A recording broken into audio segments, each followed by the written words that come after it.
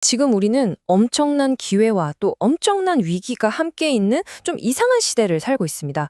오늘 이 모순된 경제 상황의 진짜 모습은 뭔지 한번 제대로 파헤쳐보겠습니다.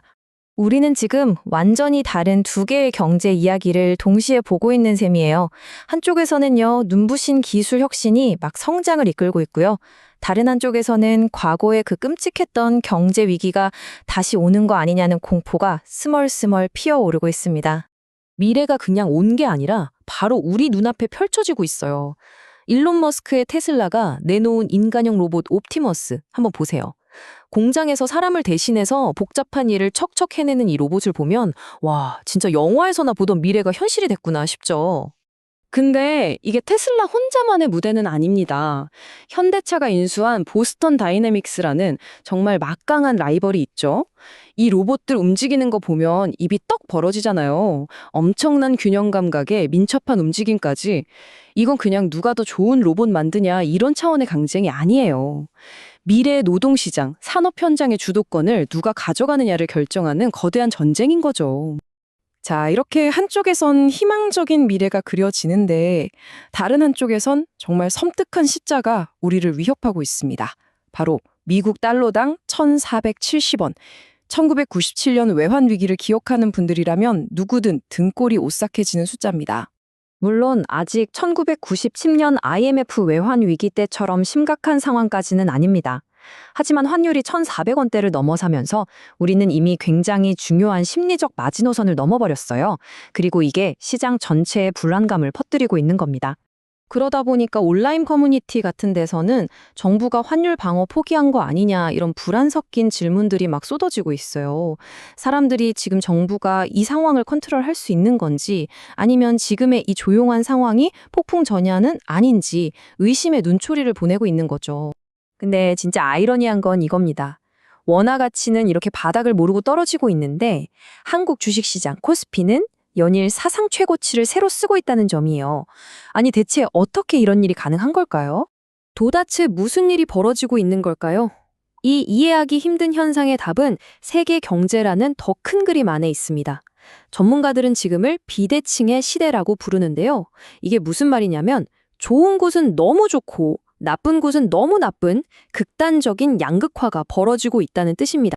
상황이 나라별로 완전히 달라요. 미국은 엄청난 AI 투자가 경제 방패 역할을 해주고 있지만 동시에 높은 관세라는 리스크도 안고 있고요.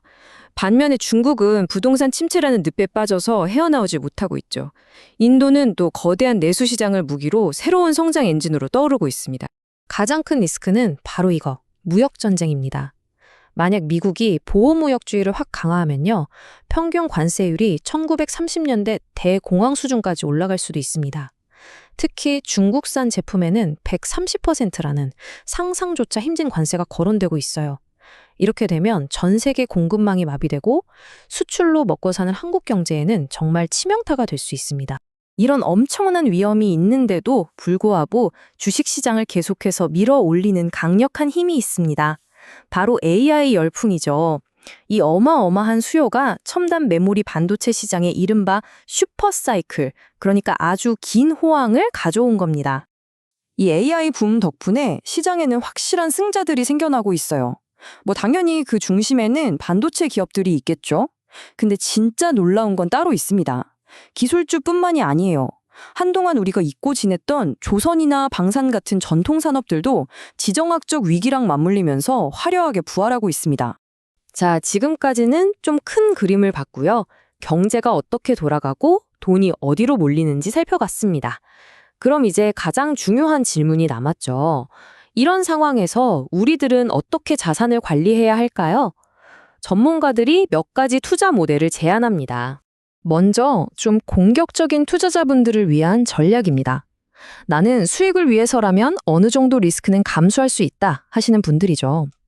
이 전략은 지금 시장을 이끌고 있는 AI와 반도체 붐에 집중적으로 투자해서 수익을 최대한 끌어올리는 걸 목표로 합니다. 다음은 안정과 성장의 두 마리 토끼를 다 잡고 싶은 분들을 위한 균형형 전략이에요. 반도체 같은 성장주랑 조선업 같은 안정적인 가치주를 섞어서 포트폴리오의 변동성을 줄이는 거죠. 여기서 진짜 핵심은 현금 20%를 항상 가지고 있는 겁니다. 그래야 시장이 갑자기 떨어졌을 때 오히려 좋은 자산을 싸게 살 기회로 만들 수 있거든요. 마지막으로 수익률도 좋지만 내 돈 지키는 게 최우선이다 하시는 분들을 위한 안정형 전략입니다. 이 전략은 꾸준히 배당을 주는 우량주, 그리고 채권과 현금 비중을 높여서요. 시장이 아무리 흔들려도 끄떡없는 튼튼한 방어벽을 만드는 데 집중하는 겁니다. 어떤 스타일을 고르시든 전문가들이 공통적으로 강조하는 3가지 황금률이 있습니다. 이건 꼭 기억해 두세요. 첫째, 뜬 소문에 투자하지 말고 검증된 실적, 즉 숫자를 보고 투자하세요. 둘째, 모두가 공포에 떨 때 용기를 내야 합니다. 위기가 곧 최고의 기회가 될 때가 많거든요. 그리고 셋째, 절대 한 곳에 모든 걸 걸지 마세요. 항상 위험을 나누어서 대비해야 합니다. 자, 이렇게 투자 전략까지 알아봤는데 다시 맨 처음 우리가 마주했던 현실적인 문제로 돌아와 볼게요. 환율이 높고 금리가 오르는 거, 이게 왜 그렇게 중요할까요? 그건 바로 우리 지갑에 직접적인 타격을 주기 때문입니다. 그래서 오늘 여러분이 꼭 기억하셔야 할 핵심 체크리스트입니다.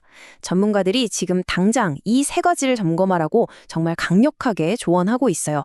첫째, 내 자산이 원화에만 너무 쏠려 있지는 않은지. 둘째, 금리가 올랐을 때 내가 내야 할 이자 부담이 얼마나 늘어나는지. 셋째, 혹시 모를 위기에 대비할 충분한 현금을 가지고 있는지. 이건 단순히 돈을 더 버는 문제가 아니고요. 어떤 위기에도 버틸 수 있는 튼튼한 내돈 관리 시스템을 만드는 문제입니다. 결국 우리는 거대한 기회와 피할 수 없는 위기라는 파도 위에 서 있는 셈입니다. 이 거센 파도 위에서 여러분은 어떤 선택을 하시겠습니까? 모든 건 여러분의 준비와 선택에 달려 있습니다.